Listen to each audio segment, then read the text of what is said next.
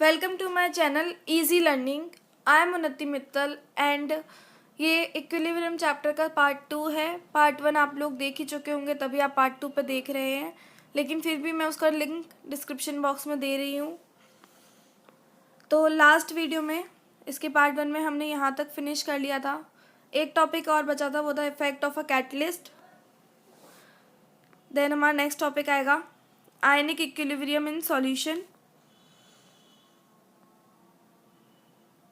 उसी के अंदर है इलेक्ट्रोलाइट्स। तो इलेक्ट्रोलाइट्स के बाद उसके टाइप्स हैं, वो है स्ट्रॉन्ग इलेक्ट्रोलाइट और weak electrolyte.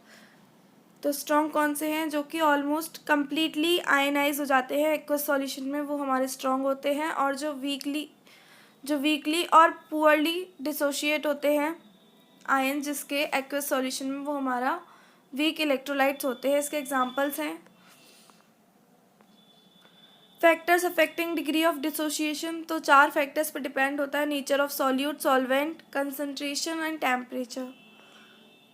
Then Ostwald's dilution law mathematically कैसे होगा? Acids, bases and salts.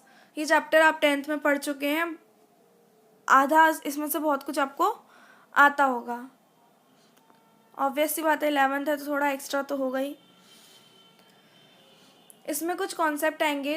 तो पहला कॉन्सेप्ट है हमारा Arrhenius concept of acids and bases. तो इस थ्योरी के अकॉर्डिंग जो एसिड होते हैं वो एक ऐसे सब्सटेंस होते हैं जिसमें H+ आयंस या फिर हाइड्रोनियम आयंस या फिर बेस में OH नेगेटिव मतलब कि हाइड्रोक्साइड आयंस या हाइड्रोक्सिल आयंस एक्वस सॉल्यूशन में वो लोग देते हैं। Strong acids, strong base, weak acid, weak base, ये सब आप जानते हैं। इसकी कुछ लिमिटेशन है।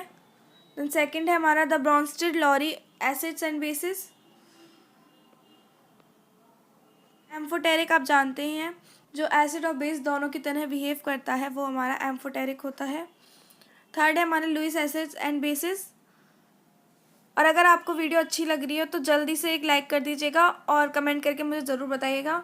और अगर आप मेरे चैनल पे नए हैं और अब तक आपने सब्सक्राइब नहीं किया है तो जल्दी से सब्सक्राइब कर लीजिए और उसके पास वाले बेल आइकन को प्रेस कर दीजिए।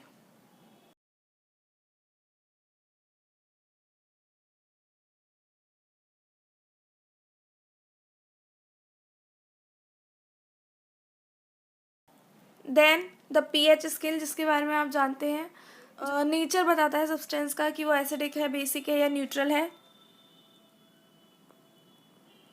ये pH स्केल में हमारा 0 से 7 तक एसिडिक होता है, 7 से 14 तक बेसिक होता है और 7 हमारा न्यूट्रल होता है। ये आपने 10th क्लास में पढ़ा है। Ionisation of weak basis.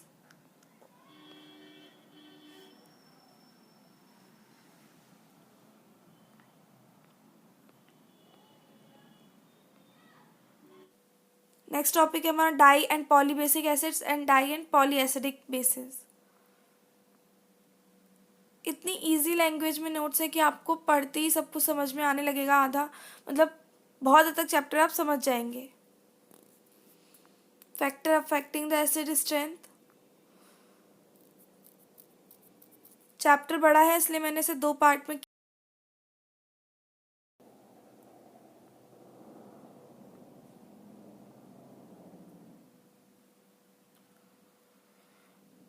पहला पार्ट आप देख ही चुके होंगे and this is the second part.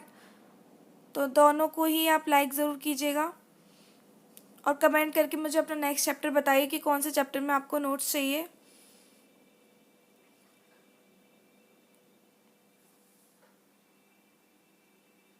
Next है बफर सॉल्यूशन। तो बफर सॉल्यूशन क्या होता है? अगर हम किसी भी सॉल्यूशन में स्मॉल अमाउंट ऑफ बेस या फिर एसिड मिलाते हैं तो उसका pH चेंज नहीं होता है, तो वही हमारा बफर सॉल्यूशन है। जैसे कि हमारा ब्लड इसका एग्जांपल है। एंड 2 टाइप्स के होते हैं, acidic buffer and basic buffer.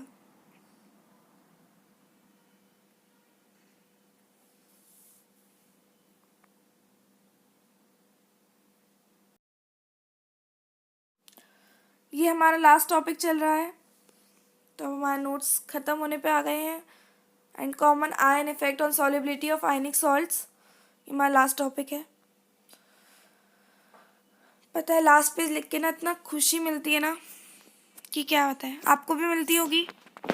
Chapter ख़त्म हो जाता है, उसके नोट्स ख़त्म हो जाते हैं। तो इसी के साथ हमारे नोट्स ख़त्म होते हैं। और कोई भी प्रॉब्लम है तो मुझे कमेंट करके बताइएगा। एंड नोट्स कैसे लगे ये भी मुझे कमेंट करके बताइएगा। और चैनल को सब्सक्राइब नहीं किया तो जल्दी से सब्सक्राइब कर लो। वीडियो को एक लाइक ज़रूर कीजिएगा। ओके, देन अगली वीडियो में मिलते हैं। Thanks for watching this video. Bye.